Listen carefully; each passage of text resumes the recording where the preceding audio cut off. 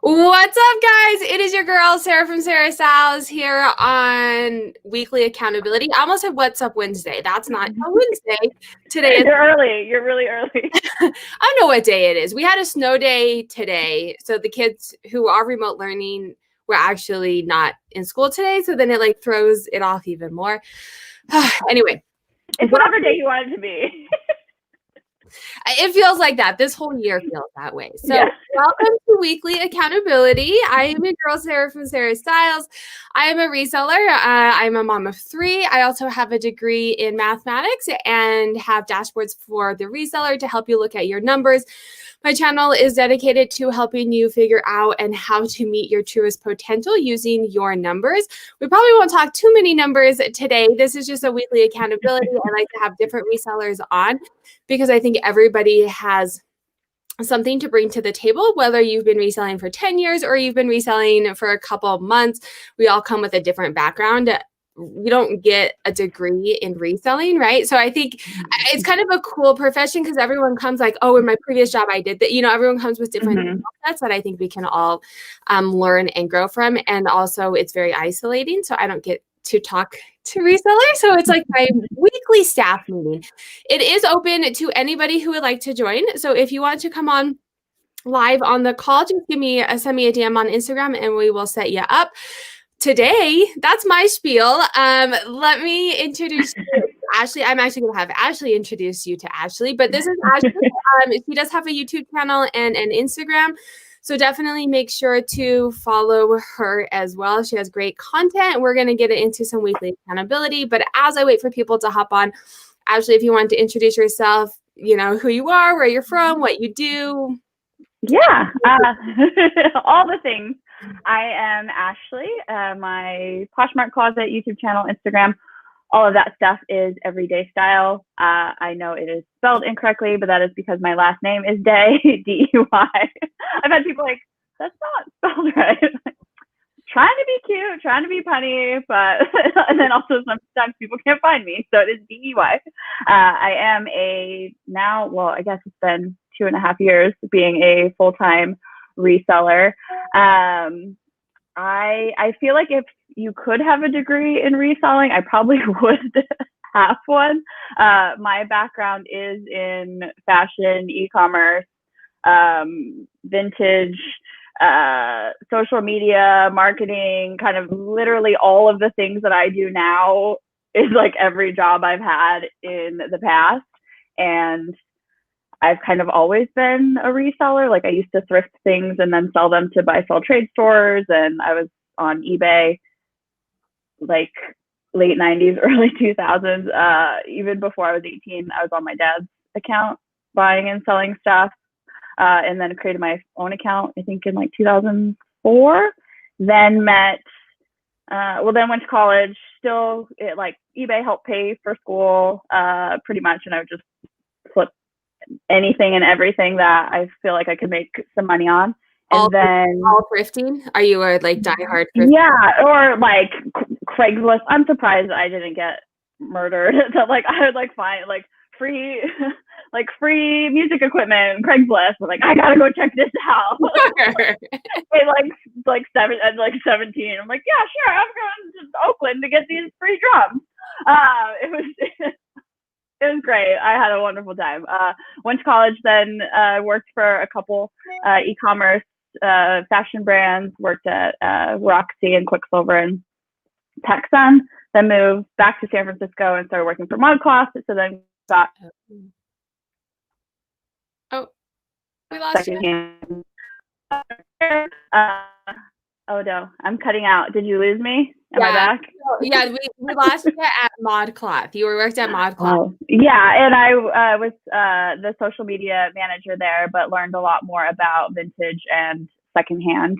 There they sell new stuff now as well, but it started as just vintage old clothes. What's your degree in? My degree's in journalism. Okay. Yeah, so I did PR and online media, and I started off in film. I thought I wanted to be like, I don't know, Steven Spielberg or something. No, probably not Steven Spielberg. I would make like weird movies. But switched from film to journalism about halfway through, and then got more into kind of PR and marketing, and my minors in marketing and communications. So kind of a little bit of everything.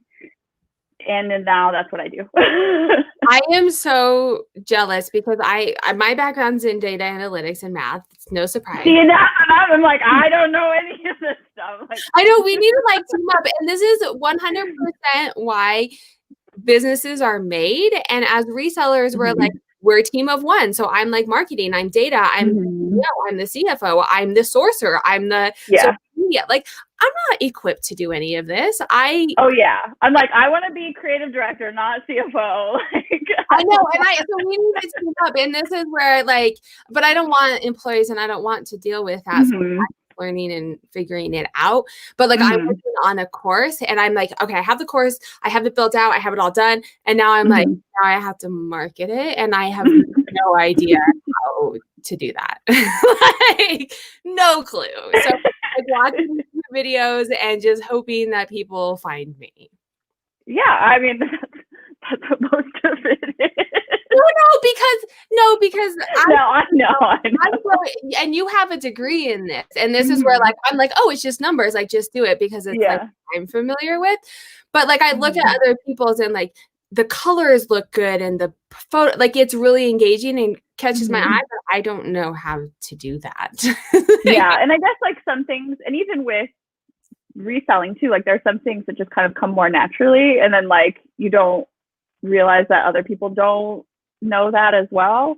And then, or sometimes I'll see somebody say something on Instagram or something, and so many people I didn't know that. Oh, I didn't know that. And I was like, oh, I knew that. And then so it's just kind of making that connection that everybody has a different background and so many different skill sets that we all need all of these things. But which is why, I mean, it's wonderful because we both are content creators, right? And there's so many, I think we were talking last week on my channel too about creating content.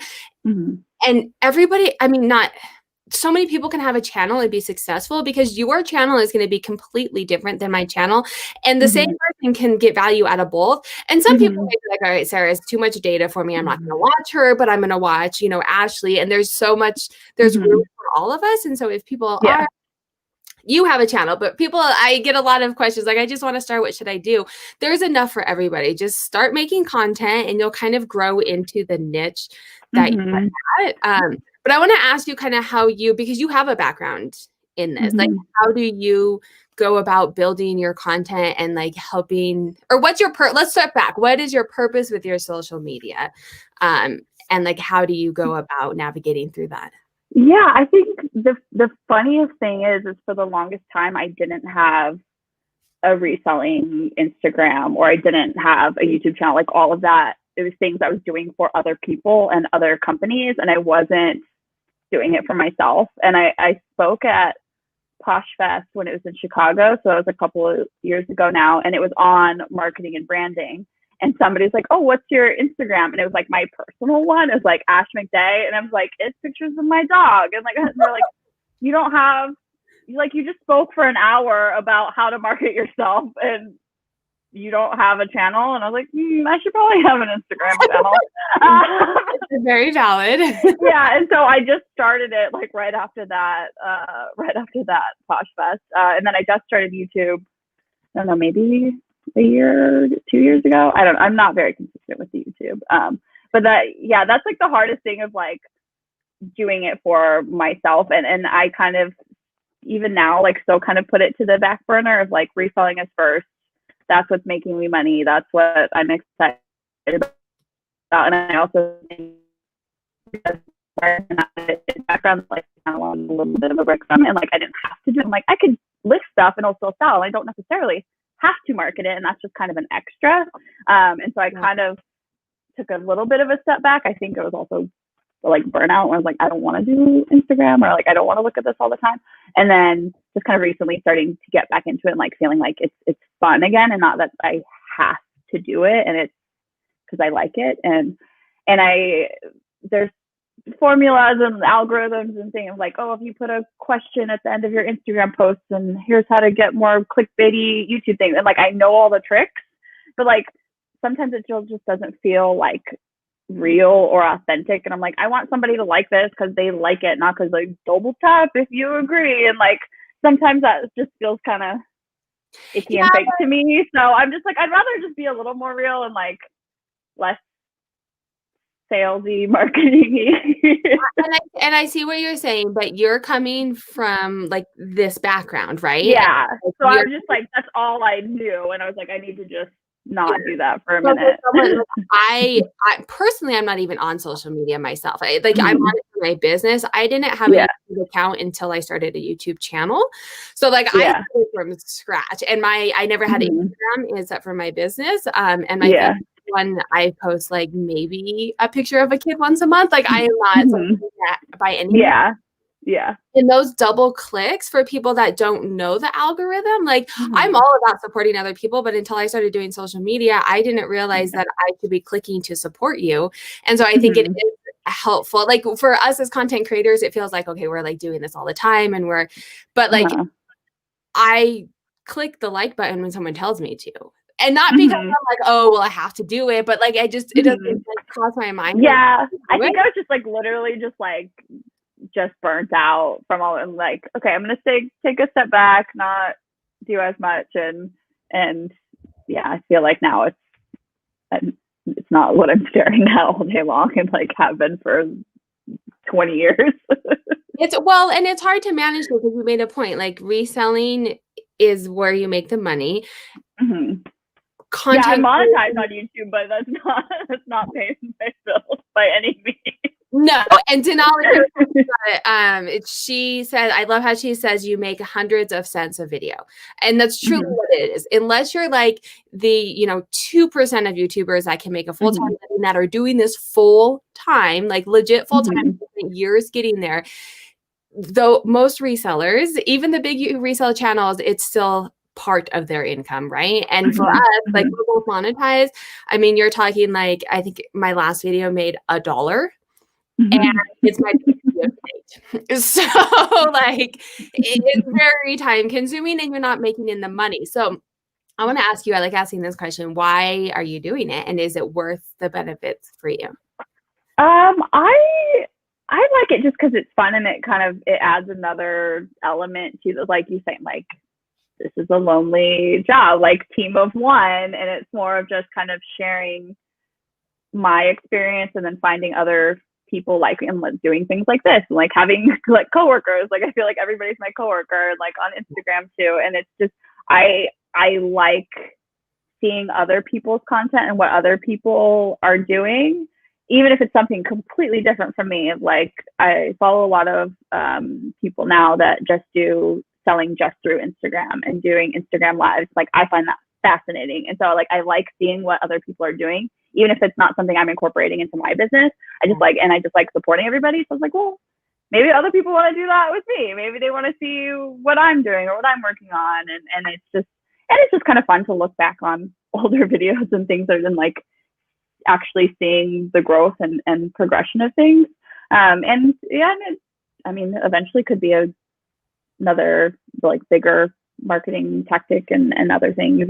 But I have some people that follow me on social media, but like don't shop from me, and I have people that shop from me that like don't follow me anywhere, and like they're can be pretty separate. But it's more just kind of because it's fun. That's why I do anything. I'm like, because I want to. Probably not the best business plan, but like, it's fun. But I think a lot of people on it, because I like to ask that question, because some people are like, this is a business, this is what I'm doing for a business, this is which I'm very much that way. But I think it is, I also like I do this one. This video doesn't it doesn't get the most views. It doesn't, like, strategically speaking, this video I should stop doing. But I like doing this video because I like engaging. I like seeing Margaret on and Leslie and Brittany. I know, I love seeing everybody in the chat. And having people come on and talk to you, like we've talked on Instagram, but it's nice to like have the face-to-face time.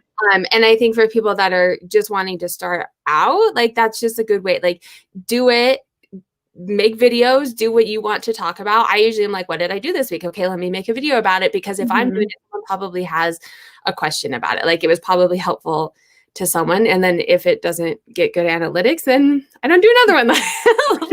Yeah, I kind of like, I like to test different things, and then if something just like completely bombs, I'm like, okay, I won't do that anymore. At least for YouTube, because it takes so much time. Yes, YouTube is like Instagram. I'll just throw whatever out there and see, but I care. But if it's something that's going to take hours to film and edit and really doesn't get any views or interactions, I'm like, okay, maybe I won't do that one again. But they're fun.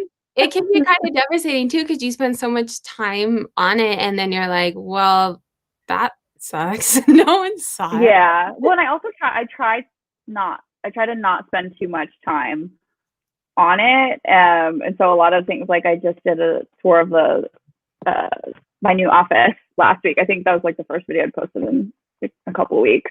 But just pulled up my phone, like quickly, like, here's the office, here's this, and then edited in like 2 seconds and threw it up. So I try to, I know sometimes, like in the past, it could be like very like perfectionist and like, this has to be perfect. My cover photo has to be perfect. My video has to be perfect. My Instagram post has to be perfect. And then I'm spending so much time trying to get it right and get it perfect and beautiful. And like the things that I just throw up, like, usually do the best. And I'm trying to like, I just put it out there, see what people like, see what works, and I get a lot more done that way because I'm not agonizing over, do I have the right hashtags? Well, and you learn as you go too, right? So if you can put it out there, you learn as you go. And I think people really like to see the person behind the reseller. And so like some edited videos is okay, but like all of the edited videos, and to your point, the last video that I put up, I was a hot mess last week. I don't know if you guys can tell,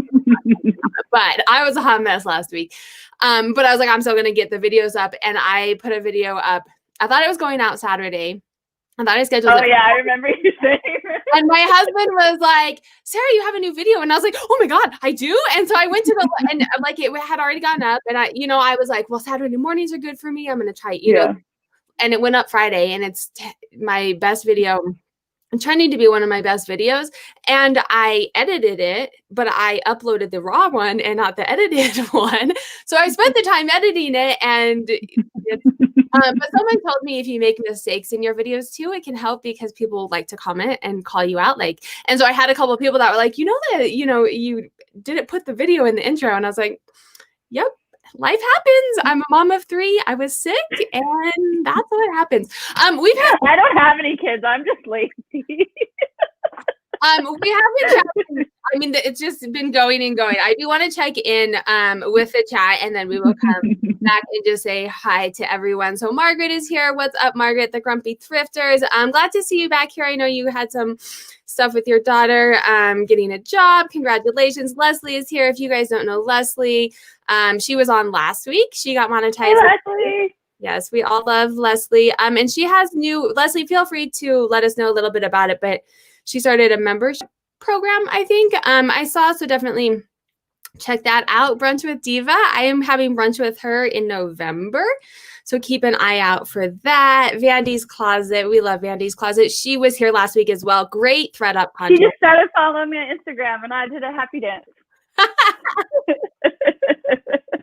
Let's see. Brittany, welcome, Brittany. Glow Girl Glow. Her birthday was what day? Today. Today. I was right? I don't know what day it is, but today, happy birthday.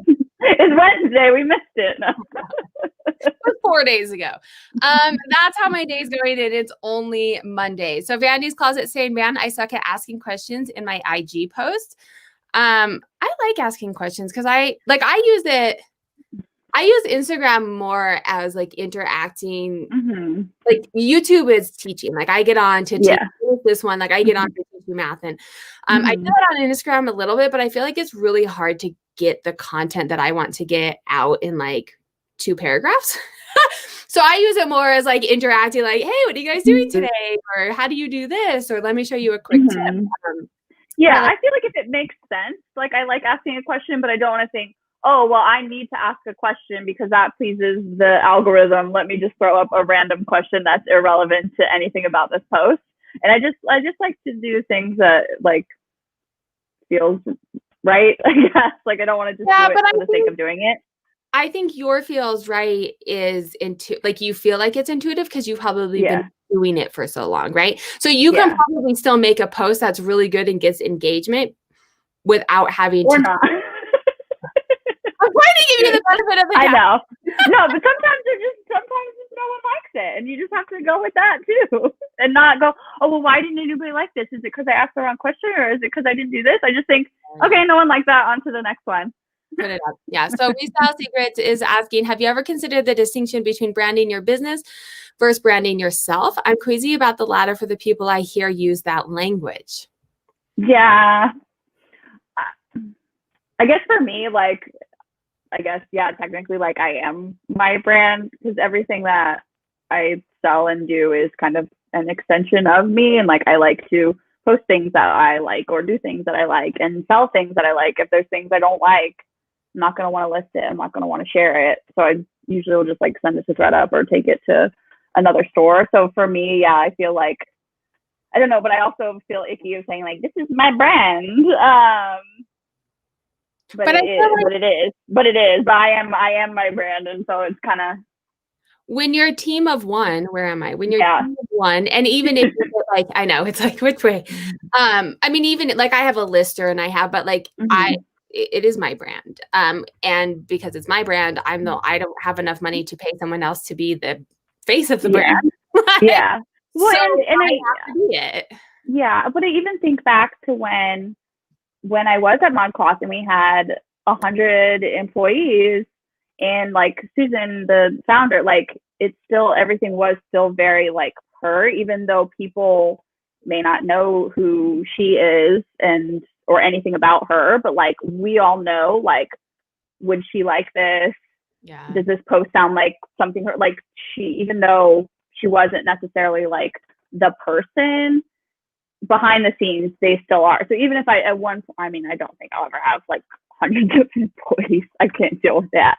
But I still would be like, oh, would Ash like this post? Is this something Ash would say? Like, I still think that even if customer facing, you're not the brand, like you're still always going to be the brand you're making. Yeah. Right. Yeah. Because it's yours.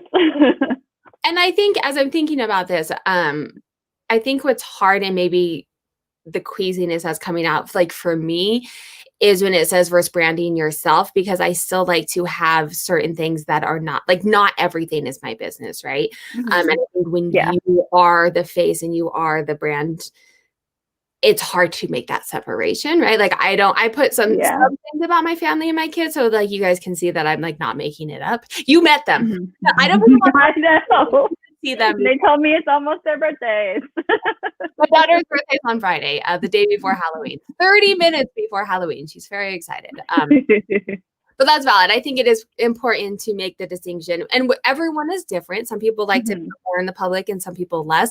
But I think maybe for me, that's kind of where that queasiness is. Like, I don't want everything that I do to be about my business, right? Yeah. And sometimes I just feel silly if like I'm about to post something and then I think, oh, is this on brand? Like, that sounds so silly to me. I'm like, but that's like how my brain works and how I used to think. Because if it is for like an actual brand and like companies that I've worked for, I do have to think, is this on brand? And like now I'm like thinking that for myself. And I'm like, I'm a brand. Whatever I say is on brand. That's valid. Of course it's on brand. It's on brand. I'm posting it. It is on brand. But if I had to actually like make brand guidelines to give to, like, if I hired a content director or social media specialist tomorrow or something, like I would have to give them like a brand book, which I've created before, like never like for myself, but I'm like, what would my brand guidelines be? No clue. I don't even know. Mine would be pink, like clearly pink. I think that's where I would, and I think that's why I have a hard time making things, because I don't have those guidelines for myself. I'm just like, well, well, I do for like colors and like fonts and like that stuff, but if it's like the voice of like, right, all the captions for me, like then I would be like, I don't know, like, how do you sound like me? I don't know what I sound like yet. So that's The grumpy thrifters are saying, I tried YouTube, but I can't edit. So I've tried TikTok and I love it. You have to edit on TikTok too. They just make it easy because there's like the buttons there. I can do it in 3 seconds. I quit editing clearly based off of my video on Thursday, Friday, whatever day I released. I quit editing, but I've significantly decreased my editing time because it takes so much time. I think it also depends on like what style of video you're creating. Like if I'm doing like my like thrift with me's or ones like that like take more editing, like that's why there's very few of them because it's just so long. But it's like hauls or like a quick how-to or I don't just like easier things or like I said with like the office tour, like that really requires like very minimal editing. So I think if like you're just starting out, those easier things that you can just do like a short video in one take, or I know a lot of people do hauls in one take. Like if you do want to get into YouTube or things, like I would start thinking of things that you can do. Think of editing beforehand. like think of like what would be really and like plan it out of like what would be easy to start with and what wouldn't require a lot of filming, a lot of editing. So I wouldn't do like big out thrifting trips or a day in, or like even a day in the life, like those type of things. Put those down the line and just think of what's easy, what can you do in one take, what can you just get out there and just get used to it. And then the more that you film, the more like I used to edit a lot of my videos because I'd be like, oh, I didn't mean to say that, I didn't. But the more that you film, the more you get comfortable with like my speech that I say at the beginning, like just rolls off of my tongue now. Like I've said it so many times where when I first start, you would have to like, oh, I didn't say that. You kind of just have to get out there first. Yeah. And I can't remember who told me this, but I've heard it somewhere. It may have been on the podcast. And if somebody's in the chat and they know who it is, or if it is you, give the credit.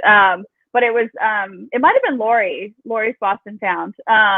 Maybe, I don't know. Now I feel like I'm messing up, but they said like film your video first and then go back and film the intro. Cause I feel like that's always the hardest part for me too, of like, oh, well, here's what I'm doing. Like, this is what my video is going to be about. And like, just that getting into it kind of takes so long. But then once you actually like start the haul, then it goes really fast. If you're doing a haul, just start talking about the clothes and then come back and do that, like whatever your intro to the video is.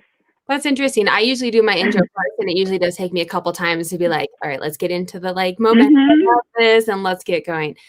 So I just start whatever I'm filming. I just start filming. I'll do it. Yeah. I actually, because I don't film with the kids. So when I have kid-free time, which is very, very limited, especially during COVID, because we have no babysitters, we have no school, we have no anything. So when I have time to film, I want to like just film. And so I went to school to be a teacher. So like I make lesson plans. So I kind of make lesson plans for my videos. Like here's my objective and here's my content. And so when I get to it, like I have a pretty good idea of what, but in the beginning I would start talking and then be like, what was that video about? Yeah. So either plan it out or jump in and then go back and go back. Leslie's saying I edit very little. It's very time consuming. I try to be as natural as possible. And I agree with that too. I like to have bullet points, but I do like to portray it very like natural, like you're still talking to me or I'm teaching you in person. I feel like yes, lots of comments down there. Okay. I totally fly by the seat of my pants. Yep. Doing IG lives teaches you to be natural because you can't do any editing. And that is absolutely true. Doing these lives totally helped me feel much more comfortable on video, because what I say is what I say, like, and talking with other people, like the conversation is much more natural when you can talk with other people. Oh yeah. I think when like lockdown first happened, like I forgot how to talk to people. Well, this is when I started the lives. I started the lives before lockdown because I was close to getting monetized. And I was like, well, if I do a live, that's an hour. So I'll get more hours if I do those. And then when the lockdown happened, I did them like multiple times a day because I was like, I need to talk to people. Yeah. A week. Yeah. I enjoy engaging. So I ask questions on every post. So I think it is helpful for people who aren't used to building content to at least get comfortable with like how do I do this? All right. I think we're caught up. Natural is best. You're so cute, Sarah. I think that's why I really connect with you. I am a Spanish. That's awesome. So Jess, there's a couple, I don't know if any of them are on. Hi, Daniela. There's like a whole Spanish community. So like Violet, is it 507, 407, Magnus Hips? Do you know who there's like a whole Spanish, like she had one, Magnus Hips had a Spanish with a lady from Clara from Liz Perfectly today. And I hopped on, but it's all in Spanish. So if you're a Spanish teacher and you know Spanish, there's like a whole Spanish community and they always look like they have great content, but I don't know Spanish. I think there's a Facebook group too. Oh, is there? Yeah. Send me a DM. I mean, I'm not in it, but I think there's one. I took it in high school, but you know, that was like 15 years ago and I haven't used it since then. So here we go. Let's get into the content a half an hour into the call.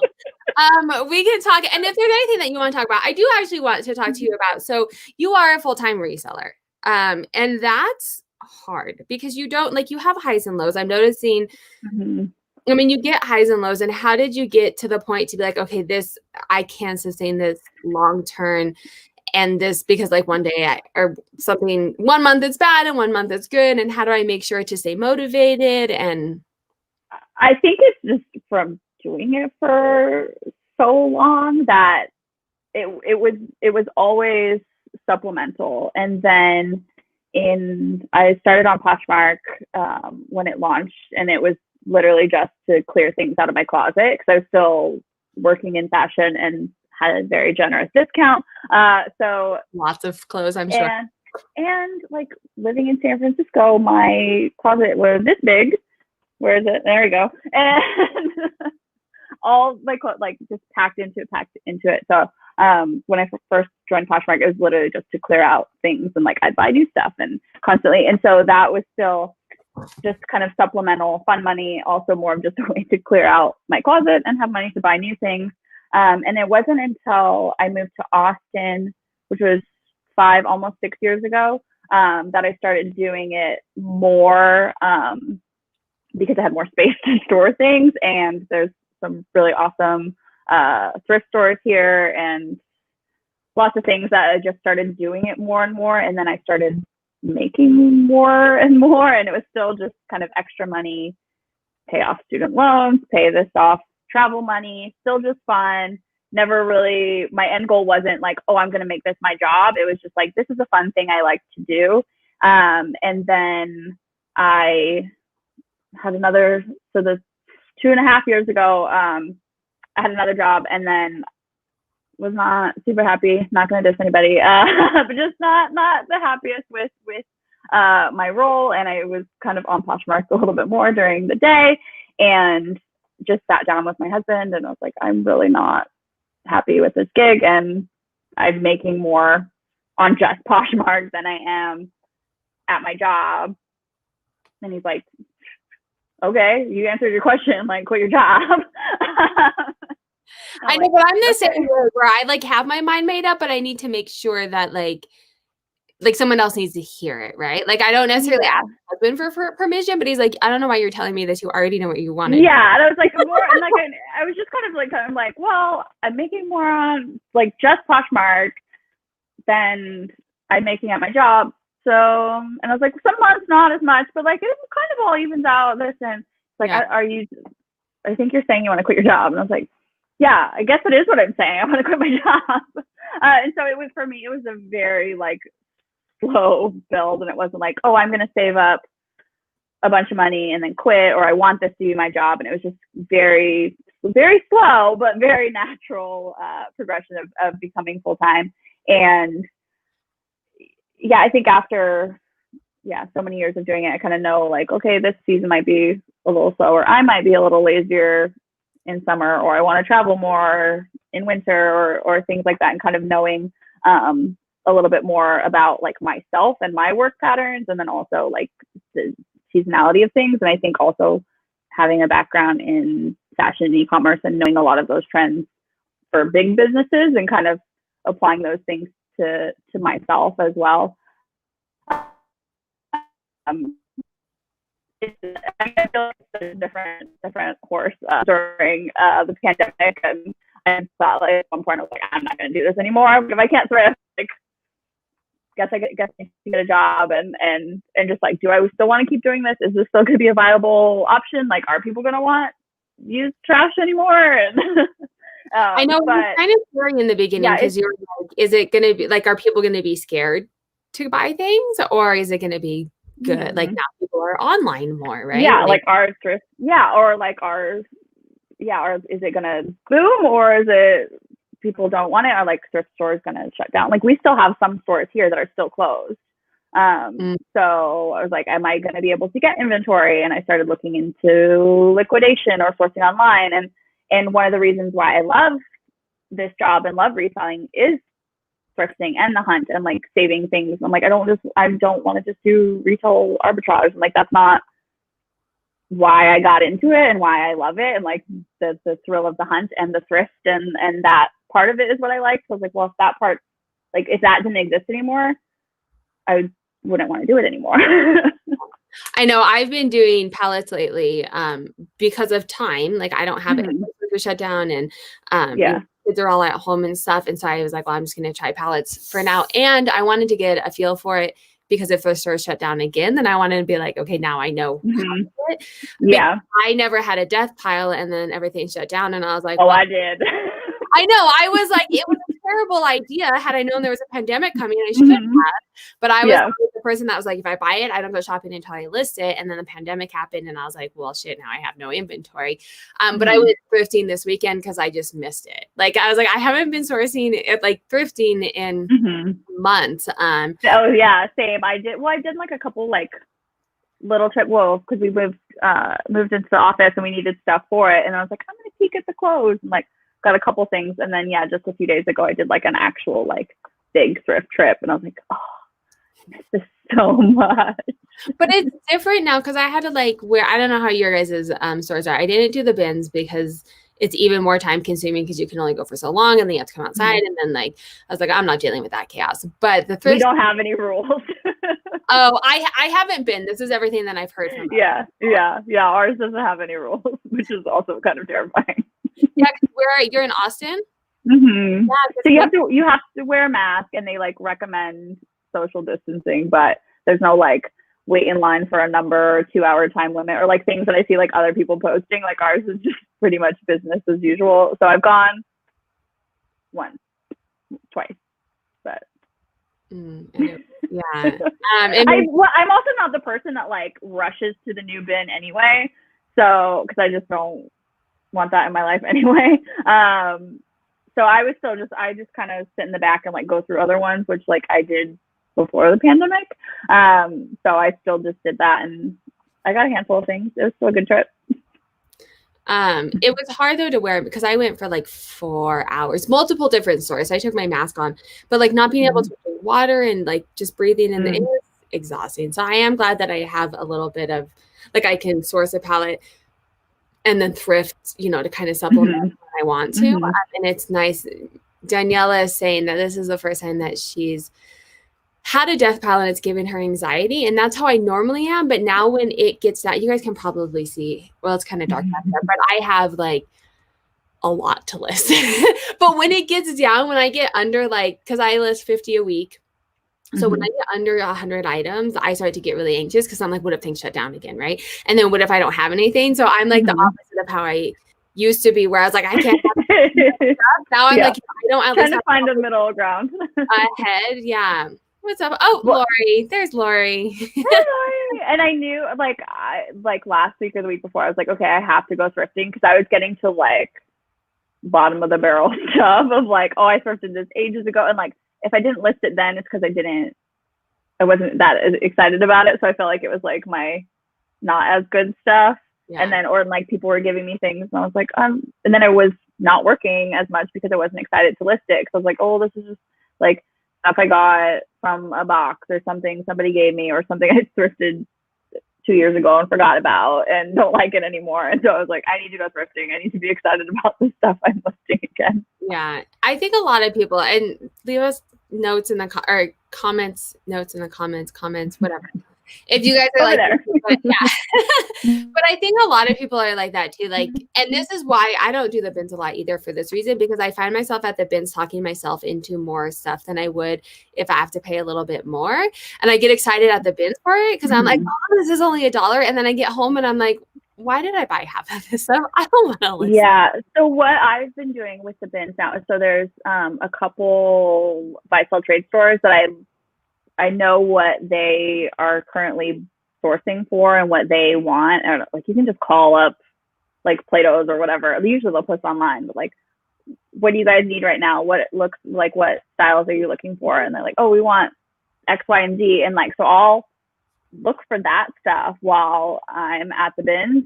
Obviously still looking for things for myself, but I'm never going to find 50 pounds of things that I personally love and want to list. So I get those things and like, or things to like send to thread up and stuff. But most of the time I've just been taking them over to buy sell trade stores. And then, cause there's a couple that they give you pretty good payouts and then I trade that in for store credit and I get like a boost in credit. And then I buy stuff that's better for like more of a match for me in my closet. So I'm like, and also at the bins, like I get the like, I need to save this from landfills. And like, even if I don't love it, I was like, I have to save this. I have to. And so then I take it to consignment store, buy sell trade, send it to thread up or something like that. And then keep those little gems for myself. Yeah, that's smart. I know a lot of people that do that at the bins as well. And then usually, well, you buy stuff for it, but I know other people that will pay for their trip because the bins are so cheap. So they'll up to the buy sell trade, they pay for their trip to the bins, and then everything that they list is just profit, right? Which is great. It's a great job to have full time. I mean, you're showing that you can do it full time, but also as a side gig and also with zero entry fee. Like, I mean, I guess you have to have the money at the bins, but you could have $50 at the bins, get yourself paid back, and still have stuff to list and slowly, gradually build. I never spent money that I didn't have. That's a lie. The first time I bought 2 things out of my own account, like out of my own personal, right? I bought 2 things sold, and then the money that I had from those sales, I bought more things, and then the money, and gradually it just grows. You can have a lot of capital that you invest if you want, but you can also start out really gradually and. Oh, I feel like I'm just like the queen of being like scrappy and like use what you have. And it also to like my detriment where like I should have upgraded things or done things sooner. Like I had a like little crappy handheld steamer for the longest time and it would take so long to steam things. And I was like, okay, I need to reinvest that because then it's also an investment of your time. So I've slowly started like, okay, I can treat myself to this.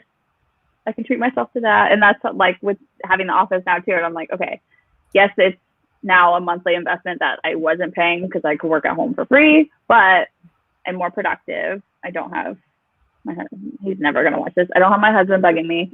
My husband probably is watching. Yeah. I'm like, I'm going to call. Can you bring me water? I'm like, I'm literally in the middle of something. And like, it's just kind of having that dedicated work time and workspace. It's like when I'm at home, I'm just like, I'm surrounded by it. I want to work 24/7. And I'm working more, but I'm less productive. So I'd rather now invest in having a space, go there for even a couple hours and just like bang, bang, bang, get it all out and then come home and then my husband can bug me. So what Ashley's referring to, for those who don't follow, after this video, you can go check out her new YouTube video where she just moved into a space that you share with another reseller, right? So you can see her space. And I think it's interesting what you talked about. I think we talked about it last week. Either I was on Leslie's channel and we talked about it, or she talked on my channel. We were on each other's channels last week. But about buying tools, because I think it is hard when you first start. You see all these people that are like, oh, I have a thermal printer and I have this steamer and I have you first start and it's like, do you need that or do you want that? And I'm very much like you where I don't want to buy that. I think most of us are kind of that way because we're thrifty. Yeah, we're thrifty, we're scrappy, we're frugal, we're cheap. Like that's why we buy trash and stuff. Right. But I've gotten to a point now where I take into account my time is money. Like, if this, I really bought a Rollo printer because I was making so many packages and I was like, okay, it is taking me 2 minutes to tape these on and I'm spending how many pieces of paper. Yeah. I And when how much tape? Yes, and I did the actual math, and I was like, okay, cool. Like the rollout a year ago when I was doing, a sale every other day, no, that was not worth it for me. Now, yes, when I'm spending an hour doing packages, it limits that time down. I like this. Charlotte says I limit myself to my best. Oh, you cut out. Oh, I limit myself to the best 30. I was reading it too. Oh, sorry. I thought you were off. I like that because then it's hard, but I don't know if I'd be able to do that because sometimes you have like trips where it's like you hit the lady who got rid of her entire closet and I was able to limit. And then the next week you go, you had nothing there, right? But I think it is good to have your own set of limits, right? So you're not just consumed with everything. All right. Well, I did want to touch a little bit on platforms that you sell on, because you mentioned you've been on eBay forever, but then you started, you've been talking more recently about Poshmark. So what platforms are you on and what are your preferences? Where are you kind of leading right now? Yeah. So I started on eBay and then I did that all through college. And then once I got my big girl job, I just kind of didn't have time for it anymore. So I stopped selling on there. I want to say in like 2007 or 2008. And then I met Tracy and Manish,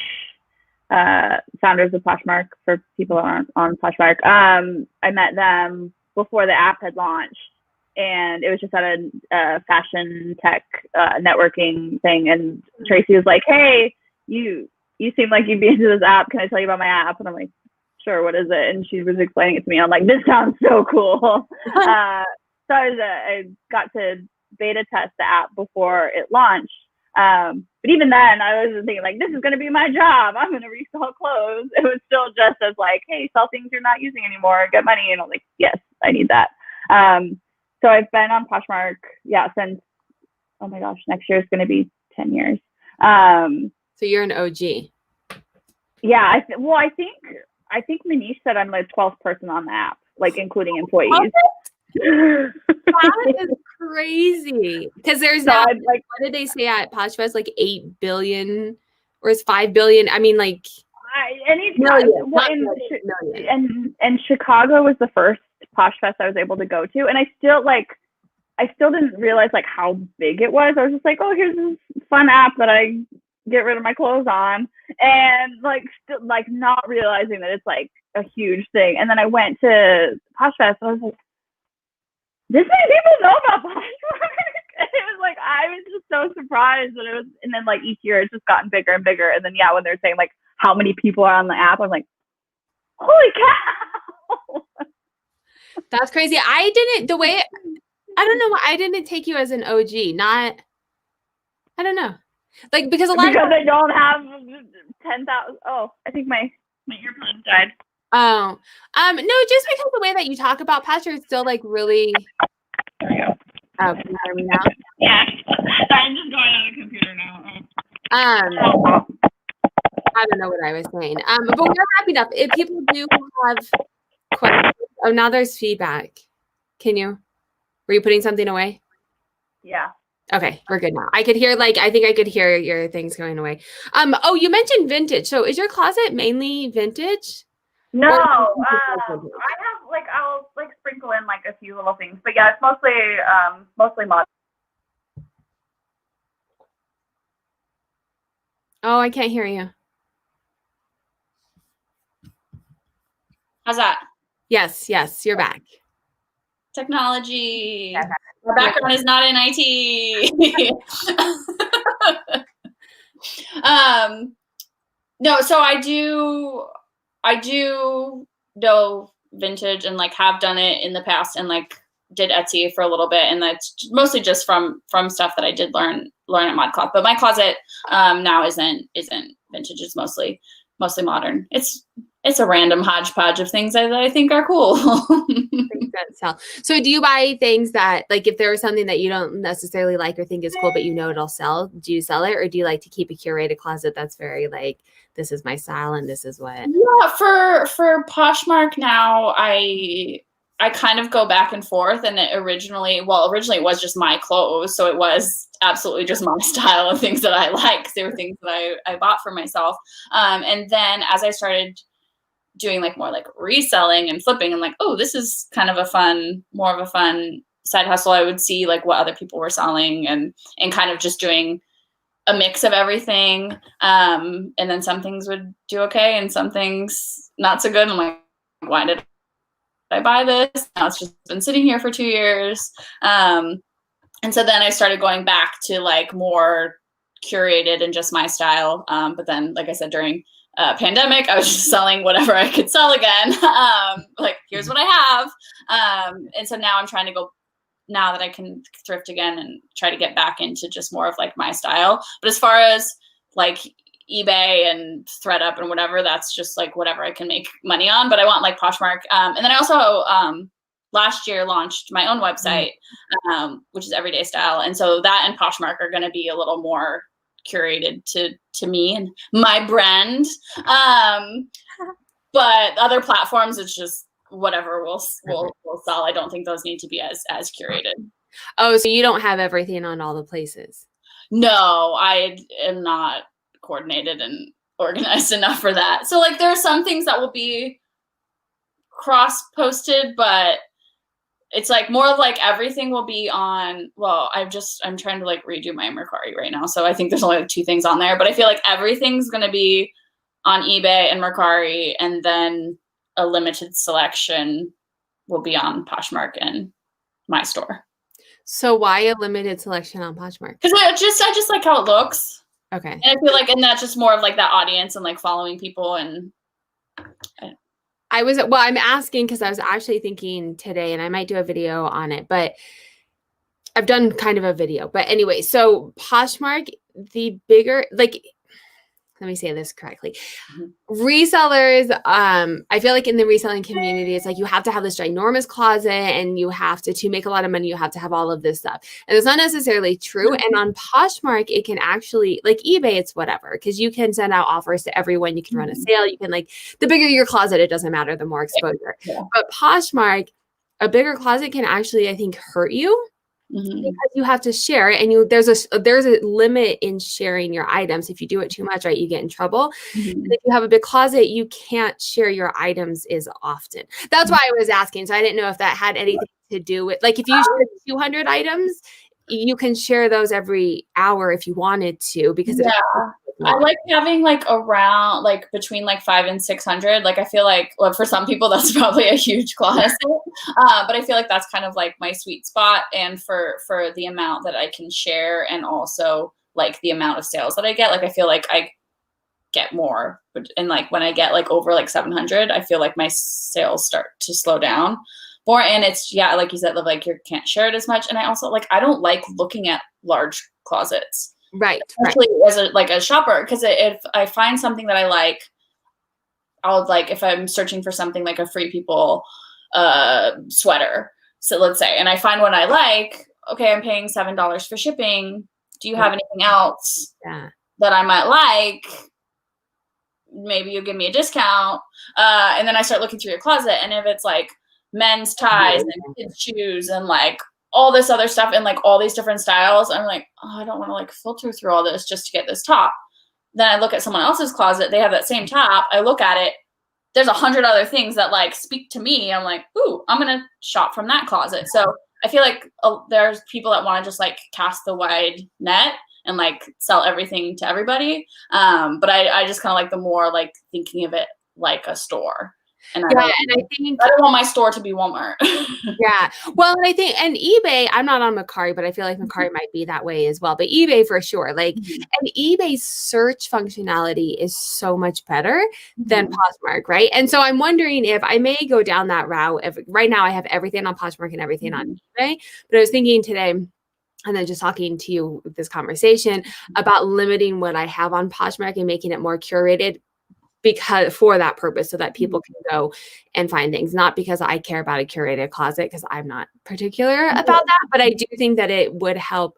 But they said that they're coming out with the search function. So I may wait until that comes Yeah, out. I feel like I'll filter in people's closets and things, but also like that's also just like my personal preference. Like I'm sure we could dig into the actual numbers, fine, and you'll probably say that I'm completely wrong. And No, I think you're on. I definitely think that you're onto something because I do the same thing. And I think what we kind of forget sometimes on Poshmark is we're in the Poshmark community as resellers, but the majority of people on Poshmark are not resellers, right? They're just shopping. And so they're going on and they found something and okay, maybe I'll pay and I just want to look at a couple things. I don't want to be this guru Poshmark person.